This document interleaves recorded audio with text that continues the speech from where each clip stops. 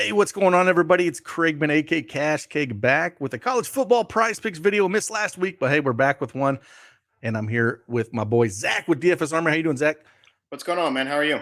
I'm doing well, man. It's like last week was a mess. The first week of NFL, it's just like I just couldn't find time or room for anything. But I think we're getting back into the swing of things. And crazy college football last week. If we can talk about that a little bit, like I mean, how many teams? It was just insane. The A&M is the one that surprises me the most. Like, how bad does that team look? I know they're young, but my Lord, they look bad.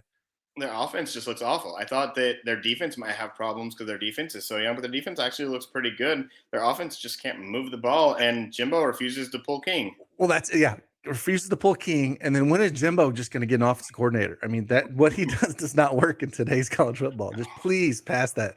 It's ridiculous, but. Hey man, it was fun, and we'll jump right back on it. I mean, the couple videos we did were 13-5. You are so yeah. We'll just let you run with it here. We'll pull up the plays and let you kind of talk through them. First one you got on deck. All right, man. Yeah, I do think that Prizepicks got a little bit tighter this week. They've set the lines a little bit better and nothing crazy like they've had. First one I have is Kvassier Smoke rushing yards. I like him over 51.5 here. So Kentucky's still without Chris Rodriguez. They're starting running back. They are down their third string running back, who was actually one of the best running backs in FCS last year from Sam Houston State. He tore his ACL week one. They had last week one of their best wide receivers running at running back. Smoke had the majority of carries. They did have a fourth stringer running some decent amount of runs, but he gets Youngstown State here. I think they're going to blow him out, but I still think he gets 10 runs. Last week against Florida, he averaged over 5.5 yards a carry. I think he'll have a much better yards per carry here, even than that. And if he gets those 10, he gets 10 carries, he's well over that. I think he gets closer to 80, 90 yards here. I wouldn't go much over 60 just because of the blowout factor. Right. But I think this is an easy number. Right. And I think we'll keep doing that. I really like a lot of good feedback from that. It's what would we take it up to? Because we know these lines all move real fast. And again, if you don't have a Prize Picks account, man, use that promo code DFSArmy, get yourself 100% instant deposit match up to $100. Put all that in the link in the description below. But yeah, I think we'll just keep going forward. We'll talk about what we'll play him up to. And I agree with you. If it's a blowout, I still think he can get there. I mean, he can get there in a couple rushes, but if you can tell me he's going to get the ball 10 times, yeah, I think he's going to get over this 50. And I'm with you. That 60, 65-yard mark is probably my stopping point for that. All right, moving on is a weird one. I got Spencer Radler, and his rushing prop is at negative 8.5 yards. If you haven't played a lot of college football, DFS or fantasy at all, the stats count negative for sacks. And that's where I'm coming in here. They're going up against Georgia.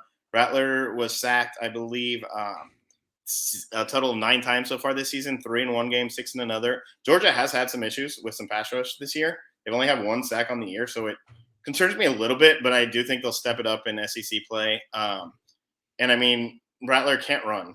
He doesn't run at all. So he gets sacked twice. You hit your mark here, which I do think that Georgia will have a better defense than Georgia Southern that they played last week, that South Carolina played last week. So, yeah, I mean, I'm just counting on the sacks. This is more a bet on the Georgia defense than anything. Right. So that's, yeah, if you haven't played college football, it's kind of funky that way. And I always have just a bad taste in my mouth for Rattler with him in Oklahoma and how he was on the sidelines with that whole deal. And just, I mean, just the whole thing. Yeah. So I'm with you there. So, yeah, what's the next one we're going to look at?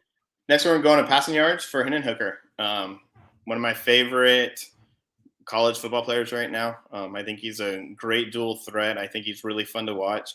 So, yeah, going with those passing yards. I think this 235.5 is easy for him to hit. He does run a lot. I think they hold him in a little bit here. He doesn't need to risk getting hurt. He airs it out. Again, this is another blowout factor game. It's kind of, with them tightening down and putting a little bit better numbers out there. I do think you have to go after these blowouts a little bit because they're harder to number. But I mean, if you look at him, that Ball State game, they pulled him in the third quarter. I do think they play him a little bit more here because he's about to get into SEC play. They need to get him going. And yeah, I mean, I think he puts it up here. I think he could get a few, 60, 70-yard bombs here easy against this weak Akron defense. And yeah, the 235 should be easy to hit. What would you go up to if it does get I wouldn't go too much higher. I'd go maybe 245, maybe 250, just because of that same thing, blowout factor. Right. And before it was Spencer Radler, I wouldn't go much lower than where it is now, maybe -10. Just because you get those negative yards, it's hard to dig yourself out of them if he gets one, 10-yard run. Right. Yeah, that's kind of where I'm at there. Moving on to Toledo's quarterback, Finn. They're playing Finn is his last name. Yep. Daquon Finn, I believe. They are playing Notre Dame this week. I don't expect them to be good. I don't expect them to do great. But if you go down and look at his fantasy point production over the past 3 or 4, games, he hits this easily. He airs it out. Close games, he throw it 45 times. He'll run the ball 10, 12 times if he needs to. He doesn't have to do a lot here to get to that 12.5 fantasy points. He sneaks one in from, the 5. He throws it 40 times. He should get there, even if he gets 2 or 3 picks. And Notre Dame's defense they've looked decent, but they haven't looked great at all. I mean, we saw what they did last week. And I think their offense kind of goes off here and their defense lets up a little bit just because Notre Dame really needs to go off as they have looked awful. And so this is just a decent number, I think, for him to hit. Yeah, I agree with you. With this one, what would we go up to? It's at 12.5. I mean, I think 13.5, 14. I honestly don't think many people will hit this and don't think it'll move too much just because of the matchup. But I think 13.5, 14. Okay. I mean, if you look over his numbers, even his bad games down there, he's, over this. Last year, he didn't start the beginning of the year, so he didn't play in the matchup when I believe they played Notre Dame last year. But he had over 12.5 fantasy points in every game he started last year. I'm going to go over. I don't love playing touchdown props, but I think this one's a pretty good one. If you go over to Berger from Michigan State, Jalen, he's over there at half a rushing touchdown. In the 2 games this year, they've had 10 plays inside the 10. He has gotten a run on 7 of them, including, I believe, 6 runs inside the 5-yard line. He's who they really want to use as their goal line back. Western Kentucky is not a good defense at all. They're not a great offense either. I think he could easily break one from 20 or 30. But, with a rushing touchdown prop, I really want to get those goal line carries.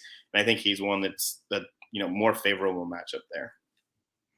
Yeah, I agree. Yeah, I'm with you too. It's like I love him and I hate him, because the one I remember taking a couple weeks ago with Chase Brown, it just tilts you so much when you're down there and you're like, oh, this is an easy one, and then they get stuffed or whatnot. It's like so tilted, but it's like, yeah, I mean, I'm still going to go with the numbers and where I feel like they're going to favor you. So yeah, the opportunity. I mean, even that one, it's a good play. It doesn't always work out, but right. The opportunity's there 5 times. I mean, you take it every time. Exactly. Yeah, I'm with you on that one. So yeah, hey, that's where we're at with those. Again, appreciate you guys watching this. Appreciate you coming on and giving some plays.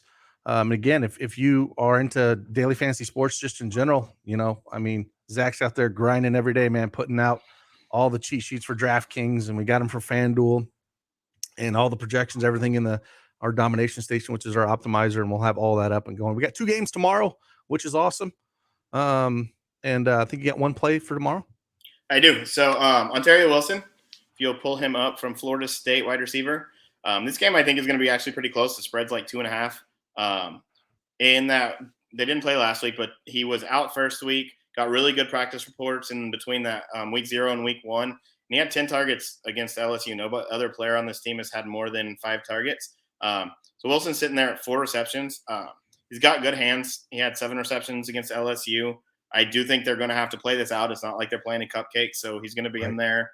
And yeah, I just think I do also think that Jordan Travis has really improved at quarterback, it seems, in the offseason. He actually seems like he can throw the ball. He's a competent, he's running when he needs to, but not just pulling it down every play. Right. And I think this is easily his number 1 receiver, even though Micah Pittman is kind of advertised as that number 1 receiver right now. Right. And we've seen this Louisville defense. It's, it's like we've seen kind of yin and yang of it. So, I mean, I'm with you. What would you go up on receptions of this? I'd probably go to 5. Just, I don't think he gets up to that 7. And, college targets can be weird. They can overthrow them and it's still a target and stuff. It's not always right on the mark. But yeah, I think you can. It's stuck at 4 most of the week, but I think you can go up to 5 here. Sweet. Yeah, I think that's 6 of them for you here. And again, if you don't have that account, make sure you head over there and use that promo code DFSArmy and get that 100% deposit match. And yeah, we'll be back each and every week to drop some of our favorite picks here. And yeah, if you do want to check out some of the plays, we'll be dropping a bunch of plays. Well, I think I got 3 spread plays already up over in Patreon. So if you want to check those out, I got those in there. Some super high totals this week. But yeah, I'll keep dropping some in there. And yeah, man, hopefully we'll have a profitable week and just keep on moving. So I appreciate your time, Zach. All right, man. Thanks. Deuces.